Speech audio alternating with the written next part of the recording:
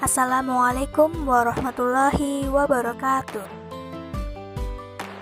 Selamat pagi semuanya. Bagaimana kabarnya hari ini? Sudah siap belajar? Tentu sudah ya. Jangan lupa untuk selalu semangat belajar. Sebelum memulai pembelajaran pada hari ini, kita membaca doa belajar dulu ya. Berdoa dimulai. Selesai. Inilah tujuan pembelajaran kita hari ini. Materi pembelajaran kita hari ini adalah tentang iman kepada para malaikat. Yang pertama adalah malaikat. Apa itu malaikat? Menurut bahasa, kata malaikat merupakan kata jamak yang berasal dari kata mufrad malak yang berarti kekuatan. Dalam mengemban misi dan tugasnya, para malaikat juga disebut dengan ar-rusul yang berarti para utusan Allah Subhanahu wa Ta'ala. Malaikat diciptakan oleh Allah terbuat dari cahaya atau nur berdasarkan salah satu hadis Nabi Muhammad SAW. Malaikat telah diciptakan dari cahaya. Iman kepada malaikat adalah bagian dari rukun iman. Iman keberapa itu? Ya, betul sekali. Rukun iman kedua. Iman kepada malaikat maksudnya adalah meyakini adanya malaikat, walaupun kita tidak dapat melihat mereka, dan bahwa mereka merupakan salah satu makhluk ciptaan Allah Subhanahu wa Ta'ala. Allah menciptakan mereka dari cahaya. Mereka menyembah Allah dan selalu taat kepadanya. Mereka tidak pernah berbuat dosa. Kemudian, berapa jumlah malaikat? Tak seorang pun mengetahui jumlah pasti malaikat. Hanya Allah saja yang mengetahui jumlahnya. Namun yang perlu kita ketahui, ada 10 malaikat. Siapa sajakah itu? Yang pertama adalah malaikat Jibril, yang bertugas menyampaikan wahyu dan mengajarkannya kepada nabi dan rasul. Yang kedua adalah malaikat Mikail, yang bertugas membagi rezeki kepada seluruh makhluk, menimbang hujan, angin, dan juga bintang-bintang.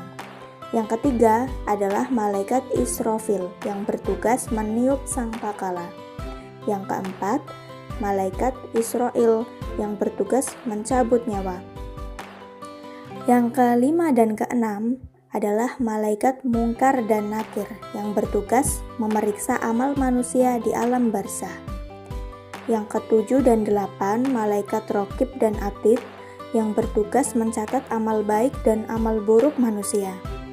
Yang kesembilan adalah malaikat Malik, yang bertugas menjaga dan mengendalikan api neraka. Dan yang terakhir adalah malaikat Ridwan, yang bertugas menjaga pintu surga. Adapun sifat-sifat malaikat, yang pertama, selalu bertasbih siang dan malam, tidak pernah berhenti. Hal tersebut sesuai firman Allah dalam Quran Surat Al-Anbiya ayat 20.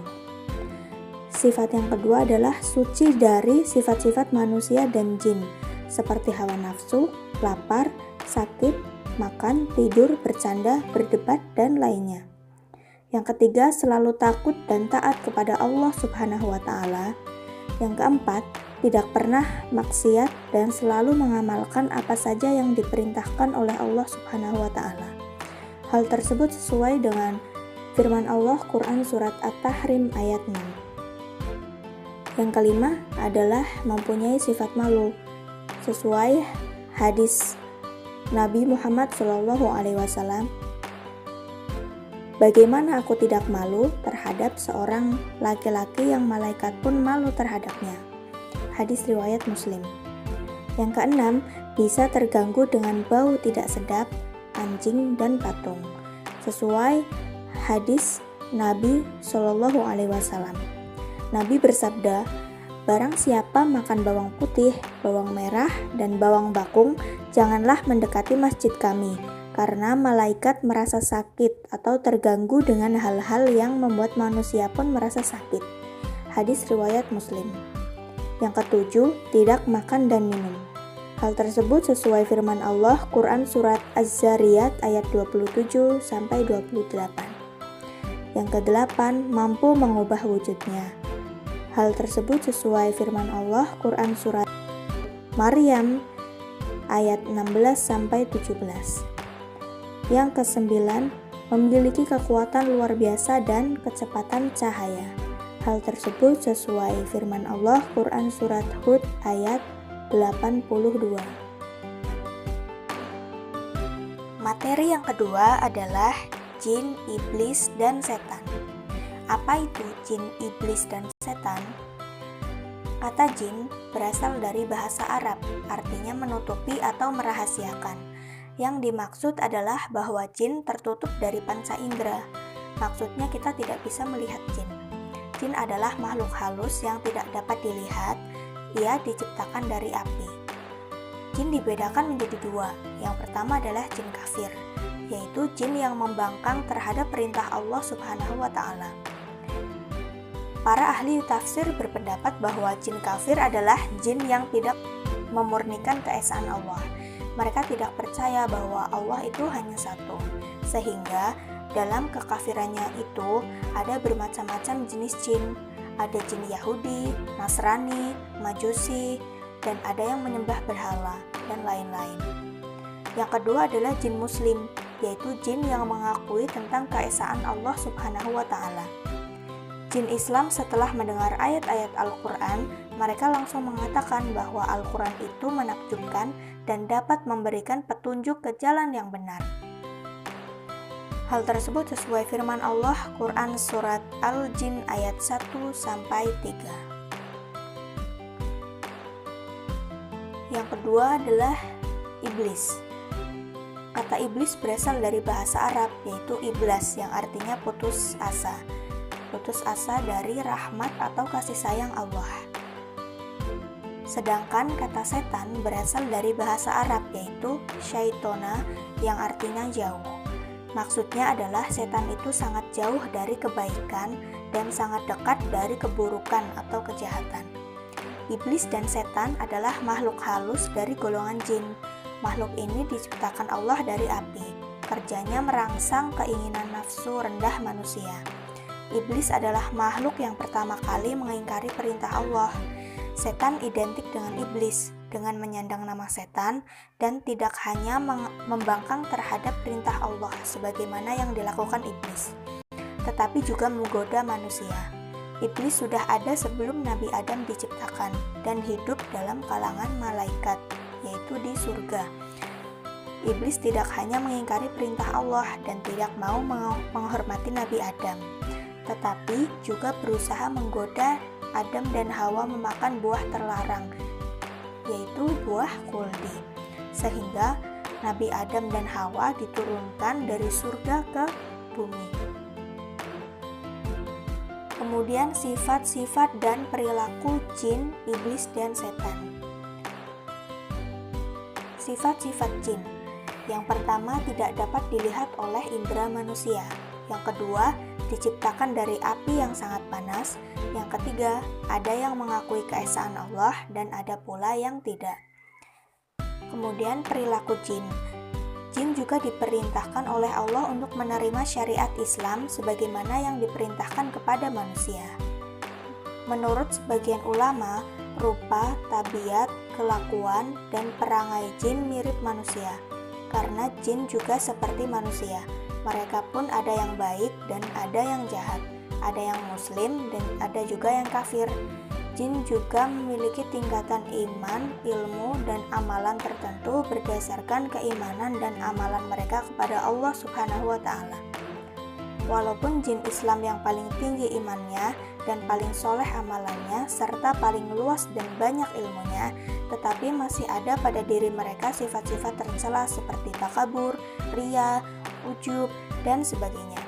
Namun bisa saja mereka mudah menerima teguran dan pengajaran. Kemudian sifat iblis dan setan. Yang pertama, tidak dapat dilihat oleh indera manusia. Yang kedua, diciptakan dari api yang sangat panas. Ketiga, angkuh dan sombong sebagai sifat dasar dari setan atau iblis. Yang keempat, selalu membangkang terhadap perintah Allah Subhanahu wa Ta'ala. Dan yang kelima, tidak mati sebelum datangnya hari kiamat. Adapun perilaku iblis dan setan, mengingkari perintah Allah dan tidak mau menghormati Nabi Adam, tetapi juga berusaha menggoda Adam dan Hawa memakan buah kuldi, menghendaki agar manusia menempuh jalan yang sesat, serta menggoda manusia agar menyeleweng dari petunjuk Allah Subhanahu wa Ta'ala. Setan dan iblis senang jika manusia hidup menderita. Dia akan membinasakan dan menggoda Adam beserta seluruh keturunannya, yaitu golongan manusia sampai hari kiamat. Itulah materi kita pada hari ini. Selanjutnya, yuk kita jawab pertanyaan dulu. Pertanyaan yang pertama, diciptakan dari apakah malaikat itu? Kira-kira jawabannya apa ya? Ada yang tahu? Ya, betul sekali. Jawabannya adalah dari nur atau cahaya. Pertanyaan yang kedua, siapakah malaikat yang bertugas menjaga pintu surga? Kira-kira jawabannya apa ya? Ada yang tahu? Ya, betul sekali. Jawabannya adalah malaikat Ridwan. Pertanyaan yang ketiga, diciptakan dari apakah jin, iblis, dan setan itu? Kira-kira jawabannya apa ya? Ada yang tahu?